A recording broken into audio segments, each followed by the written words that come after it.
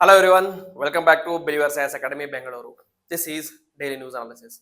Today, just like every day, we are going to discuss some articles important from UPSC prelims, mains, and interview perspective. So the first article for 26th September 2025 is from the front page of the Hindu, which talks about Supreme Court wraps MP government and CBI over custodial death case. So we'll discuss about the case background and we'll discuss about custodial death cases in India as well. Okay. So first, the case background was the victim was Deva Paridhi. Okay, Deva Paridhi, who was a 25-year-old, died in police custody in July 2024 in Madhya Pradesh police station. Supreme Court intervened on May 15, 2025. Court had directed the arrest of police officers found responsible and transferred the probe to Madhya Pradesh police. Transferred the probe from Madhya Pradesh police to the CBI, that is Central Bureau of Investigation. Next, contempt petition. Contempt petition was filed by a victim's kin alleging willful disobedience of the court's order. So, whenever you willfully disobey a court order, it amounts to contempt of the case, contempt of the court. So, which is punishable by the court. So, Supreme Court observation says that non-compliance with the directions. That is, despite the clear orders given by the Supreme Court that it has to be transferred from the Madhya Pradesh police to the CBI, no arrests were made even after 4 months. The court said this amounts to aggravated contempt. So, if you are contempting the court, then you are liable to be punished. And state's responsibility. The bench questioned why the state government was still paying salaries to the accused officers. It dismissed MP government's attempt to shift accountability entirely to the CBI. And the Supreme Court also discussed about CBI conduct. Court said, or CBI argued that officers had been suspended only a day before the hearing. The judges criticized the move as an eyewash, highlighting inaction despite the official allegedly absconding since April.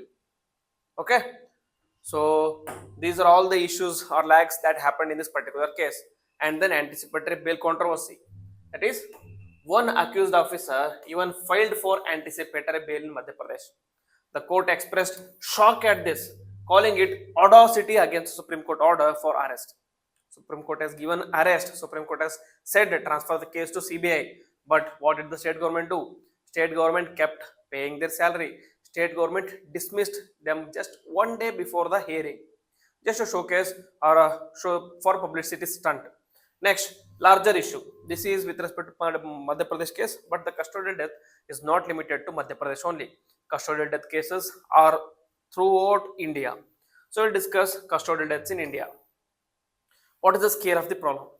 That is, according to the National Human Rights Commission and the civil society reports, India records hundreds of custodial deaths annually. Many go unreported or under investigated.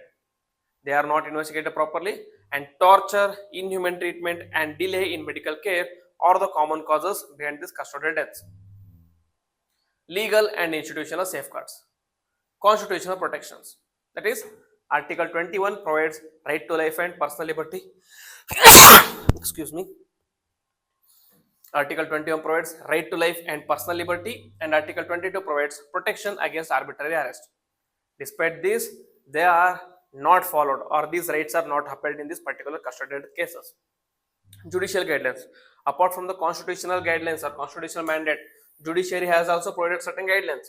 In D.K. Basu versus State of Bengal case, it laid down detailed procedures for arrest and detention, including mandatory arrest memos, informing the relatives as well as medical examination.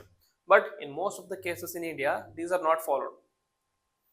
Then statutory provisions, that is section 330 and 331 of IPC are now changed to BNSC, penalize torture by public servants. Next, section 176 1A of CRPC mandates judicial inquiry into every custodial death. That is what happened in particular Madhya Pradesh case. It mandated or it commanded a judicial inquiry into this custodial death. And challenges in accountability. First is the police impunity. That is, officers are often shielded by state machinery. Delay in CBI or independent probes. Then weak prosecution and political interference, because the police enjoy the backing from the politicians. As a result, they always escape these kind of cases. And families of victims face intimidation, making justice even harder. Next, way forward, there should be strict enforcement of the SC guidelines in DKBSU case, independent investigation mechanisms that CBI and NHRC should act swiftly without the state interference so that the evidence cannot be destroyed. Police reforms, that is transparent recruitment, accountability measures, and reduction of political control. Policing should be based on welfare measures. Policing should be welfareist in nature, not torturist in nature. Okay, focus should be on welfareist measures. Next, ratification of UNCAT, that is United Nations Convention Against Torture. India signed in 1997 but hasn't ratified it, which weakens international accountability. So, by ratifying it, it mandates India to bring out certain laws laws against this torture. Then, victim compensation and witness protection. There should be stronger schemes for protecting the victims and also the witness protection, which encourages testimonies. Next, second article is a very unfortunate and very disheartening article which talks about Sri Lankans traffic to fight Russia's war in Ukraine. Just the headline itself is enough to chill down your spine. United Nations report findings. That is, a UN Special Rapporteur Mariana Kadzarova revealed that the Russian Ministry of Defense has enlisted foreign nationals, including trafficked personnel from Nepal and Sri Lanka, into its army. People trafficked from different countries have been enlisted in army. For what? To fight war against Ukraine. Next, predatory recruitment of Sri Lankans. That is, recruitment agencies misled Sri Lankans, including the Tamils from Jaffna, which is a war-affected region itself in Sri Lanka, due to the civil war between Tamils and the Lankans, Tamils and the Sinhalas, with the false promises of jobs in Europe. Okay, normally what happens? These are the push factors, or you can also say the pull factors. Pull in the sense they go away to other country in search of jobs, in search of better life, in search of better life standards. And also the push factors. In this particular case, because they are in the Jaffna war area, they want to get away from this particular area. So their vulnerability, their condition is misused by these agencies. They will say, we are going to provide you jobs, we are going to provide you better livelihood, so just follow us, we are going to give you a job in Europe. But what happens? Instead of giving them a job, they are trafficked to work in a menial jobs, that you work as a servant of other persons in different countries. That is what happens in Qatar, that is what happens in Middle East, that is what is happening in this case with respect to Russia as well. A July 22 United Nations communication to the Sri Lankan government flagged an international criminal network exploiting the vulnerable migrants. So, what is the scale of the problem? Dozens to hundreds of Sri Lankans may have been trafficked into the Russian military. 120 Sri Lankan ex-military men who left to Russia as mercenaries in 2024 have gone missing, according to the Sri Lankan media, May 2025. Similar patterns have been reported from Nepal as well as India. Okay, there were reports previously, just 3-4 months back, that Indians who were in Russia were being enlisted to fight for Russia as well. So that is the case. Nepali nationals pleaded for rescue from Ukraine. At least 15 Indians were trapped in Ukraine's battlefields. Then, in this particular Sri Lankan case, push factors, as I told you, the economic collapse of 2022 triggered an unprecedented labor crisis or labor migration. In the first half of 2025 alone, 1,44,379 Sri Lankans left for overseas jobs. And one of the destinations for them was Russia, for them was Europe, for them was Middle East. This desperation is exploited by illegal recruitment agencies, charging high fees and trafficking workers into unsafe or exploitative roles, such as soldiers. Sri Lanka's official response. Foreign Ministry said Russia has halted new recruitment of Sri Lankans into its military.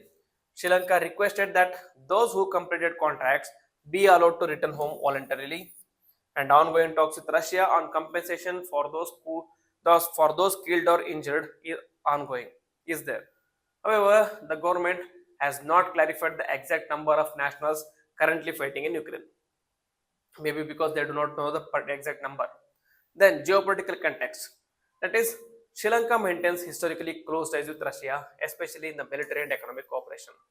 This particular issue complicates Colombo's response, balancing protecting its citizens abroad and also maintain the good relations with Moscow, which is a key partner.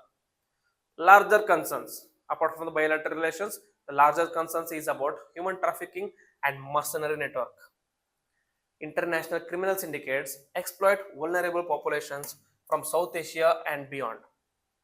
Recruitment into foreign wars violates UN mercenary convention, that is prohibiting recruitment, use and financing of mercenaries, but that is not the case. It is often established or often used by Russia.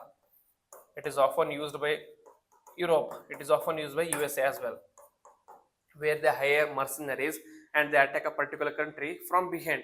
Instead of the direct attack, they will go for indirect this one. Indirect attacks. International labor and human rights protections are also being violated here. And the issue highlights intersection of economic vulnerability, trafficking, and geopolitics. So, what should be the way forward for Sri Lanka? Crack down on recruitment agencies, that is, you have to stifle or you have to curb the trafficking at its source itself. So, strengthen oversight and licensing of foreign job recruiters, strong victim support, that is, ensure safe repatriation, rehabilitation, and compensation. Then, regional cooperation, work with India, Nepal, and UN agencies to curb trafficking networks. Then, economic stability, reducing reliance on unsafe migration by expanding domestic employment opportunities, and transparency. Government should publish clear data on the number of Sri Lankans involved in this particular case. So it should be transparent and it should be open with its employees or with its citizens. Next, another issue in India, that is the Ladakh Leh Ladakh issue, which unfortunate and violent with more than 9 people injured and more than 4 people killed in these clashes. So now the government revokes FCRA license of Sonam Wangchuk's SCECMOL. We'll discuss what is it.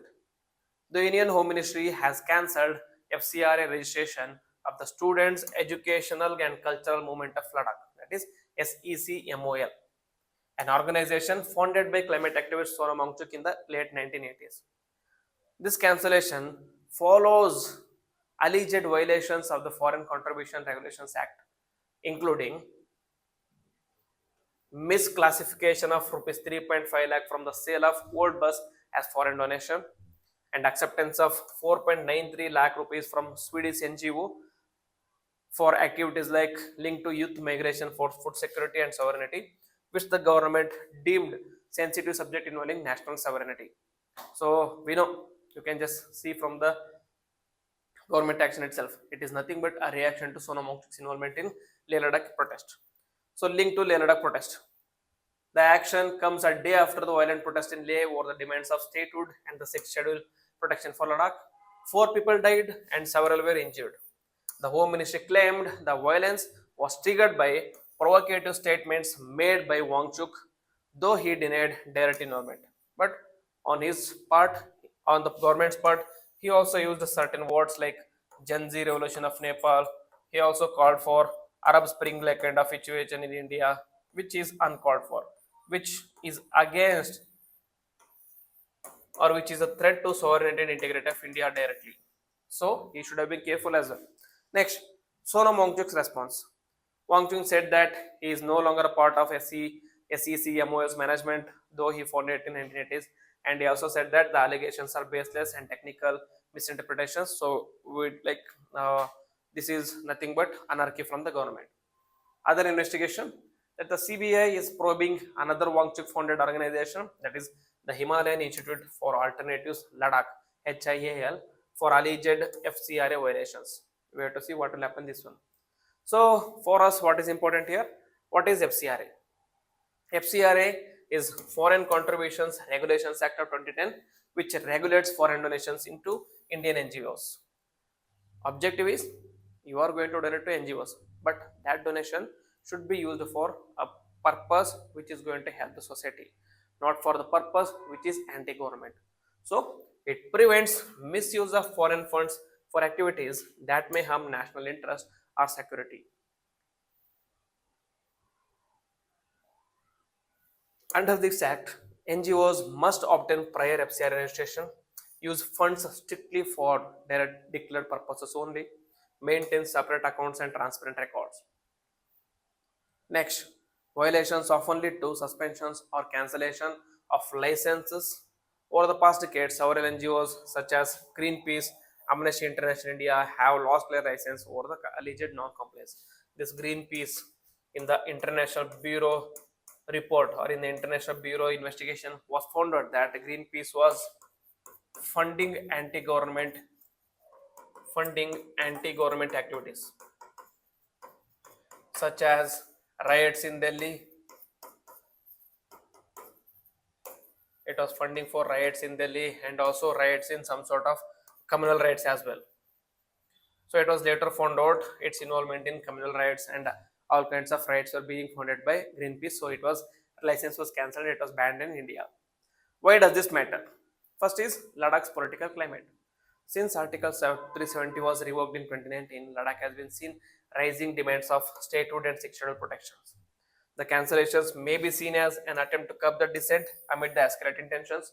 If you want to have an idea or look about what is the issue with Ladakh and what is happening at the moment, we have made a separate video where I have discussed history of Ladakh from the ancient time to the current context and what is happening in the current times as well. You can go back and look into that video. The link for that video will be provided in the like comment box. Okay. Next, civil society crackdown adds to a pattern of increased FCI scrutiny against NGOs engaged in rights, environment, and activism. And then diplomatic angle, that is funds from Swedish NGO being flagged as a sovereign violation reflects government's zero tolerance stance on foreign involvement in internal issues. Next, way forward for ACC MOL, legal recourse to challenge the cancellation or shift to domestic funding models. And for Ladakh, likely to fuel protest further as cancellation coincides with unrest and demands for statehood. It can further fuel the protest. For policy, balancing legitimate foreign aid for development, education with national security sensitivities remains a thorny issue. Okay, so very important article. Next, an editorial from the Hindu, which talks about India's export blind spot, the Northeast. US tariff war, PS tariffs as a wake up call. So, author calls for exporting through northeastern states. He calls for 8 border states in India account for only 0.13% of the exports. 8 states bordering with other countries are accounting only for exporting of 0.13% of India's exports. So he calls for focusing on this particular area. Next, in August 2025, US imposed 25% on Indian export tariffs, citing trade deficits and Russian crude imports, and it later increased it to 50% tariff imports. Imports on tariffs. Tariffs and imports. India's response was major diplomacy and no retaliation. The episode highlights not just bilateral tensions but structural imbalances within India's trade economy as well. So, bilateral tension with India and USA is known already, but what are the structural imbalances? So, the author talks about spatial imbalance in exports. That is, Gujarat, Maharashtra, Tamil Nadu, and Karnataka account for 70% of the exports, with Gujarat alone accounting for 33% exports. Uttar Pradesh, Bihar, Madhya Pradesh, all the such big states barely account for only 5%. Northeastern states, that is 8 states with 5,400-kilometer borders with the different nations, only 0.13% of the exports as I explained. So the key issue here is export economy is over centralized, leaving vast regions excluded.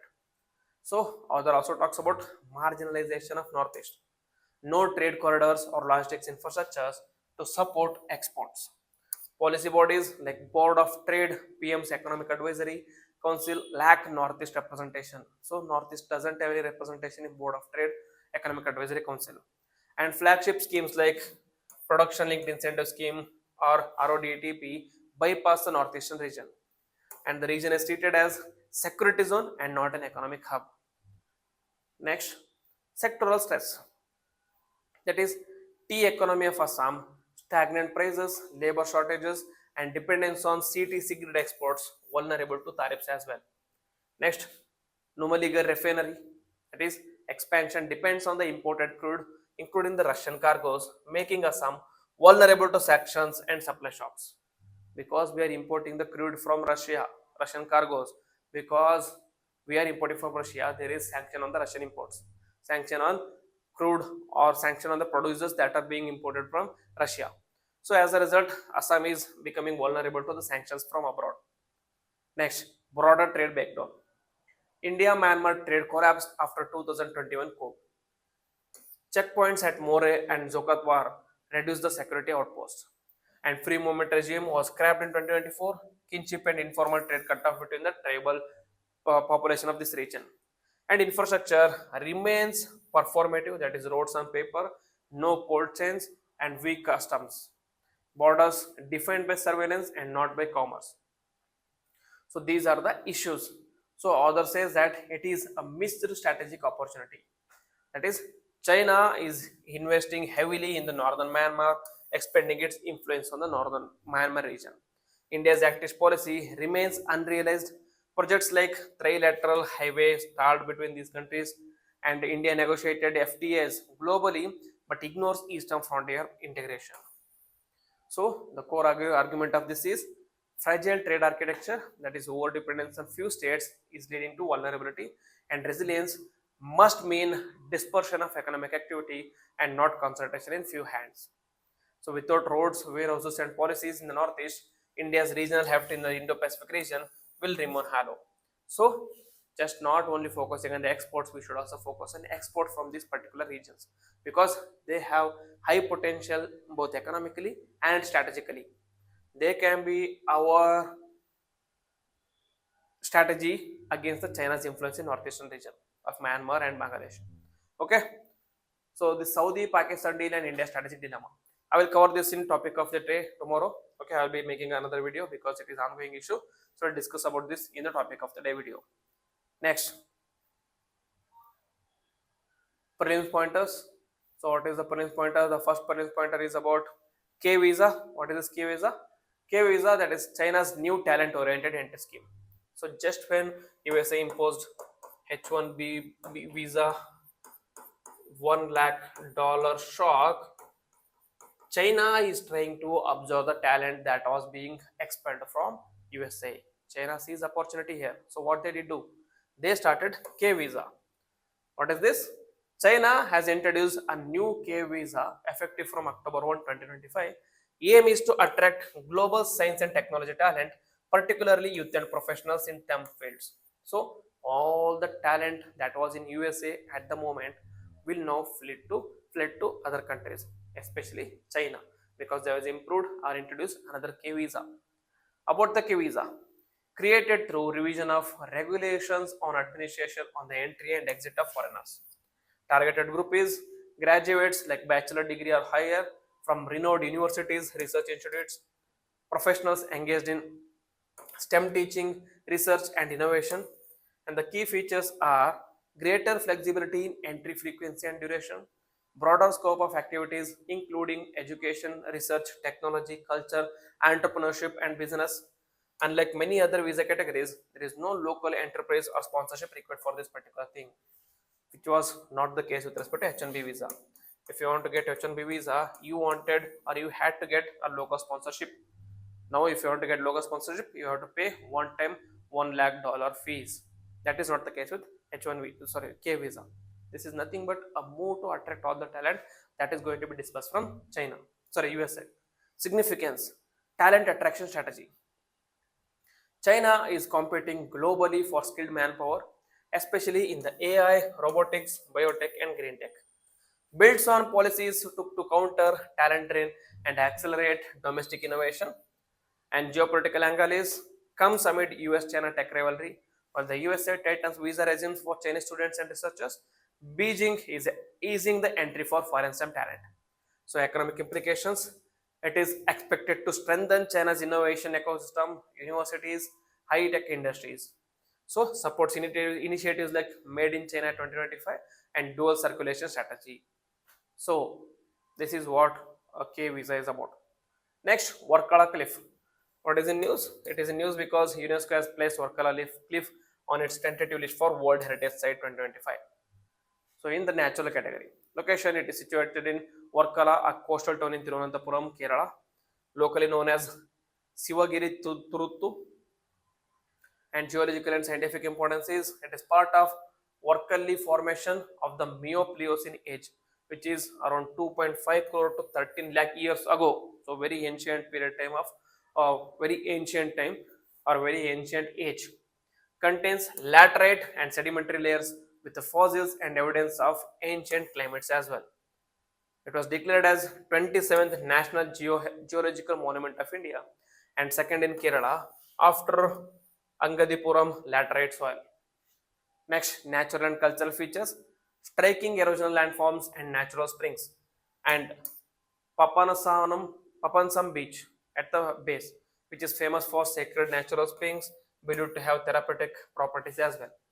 Next, functions as crucial aquifer and natural water harvesting system for coastal communities, supports unique biodiversity and underwater reefs vital for local fishing livelihoods, and the significance is tourist value, that is a major attraction blending geology, culture and spirituality, and the scientific value is offers insights into Earth's history, climate change and coastal evolution, and the conservation need is recognized by the UNESCO, boost prospects of sustainable tourism, protection of fragile ecosystem.